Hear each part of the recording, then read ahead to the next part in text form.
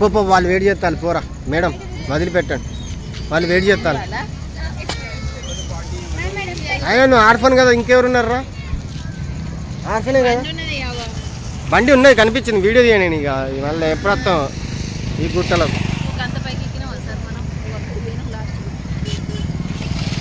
మీరు అక్కడికి రాలే మేము అక్కడికి పోయినాం పైన కొండకు పోయినాం ఈ